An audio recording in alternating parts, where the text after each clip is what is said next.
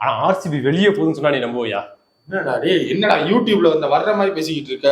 இவர்கள் இது பண்ணா தோத்து, அந்த மாதிரிலாம் வரக்கூடாது. அந்த மாதிரி தான் சொல்ல போறேன். டேய் டேய் டேய், ஜெயிக்கிறோம். ஒரு நிமிஷம் கேளு. ஆர்சிபி 3 மேட்ச் இருக்கு. சரி, 3ல 2 தோத்துட்டாலே உள்ள வர்றது கஷ்டம். அதெல்லாம் நாங்க பண்ண மாட்டோம். நாங்க ஜெயிக்க பிறந்தவங்கடா. நீங்க ஜெயிக்க பார்த்தவங்க தான். நீங்க ஒரு மேட்ச் ஜெயிச்சுக்கங்க வச்சுக்கலேன். 2 ஜெயிக்கிறோம், கப்பும் ஜெயிக்கிறோம். இரு, பஞ்சாப் இருக்காங்க, சரி, அவங்க ஆட் பாயிண்ட்ல இருக்காங்க, நீங்க ஈவன்ல இருக்கீங்க. அவங்களுக்கு 3 மேட்ச் இருக்கு. ஜெயிச்சாயின்னு வச்சுக்கோங்க, அவங்க வந்துருவாங்க. எம்ஐ சொல்லவே வேணாம், இவங்க ஜிடி சொல்லவே வேணாம். சரி, 4வது இடம் இருக்குல்ல, 4வது இடத்துல புந்தாச்சும் வருவோம்ல. 4வது இடத்துக்கு தான் 2 பேர் சண்டை போட்டுருக்காங்க ஆல்ரெடி. டிசி கொள்ளு வெறியில இருக்கான். அது என்ன படம்?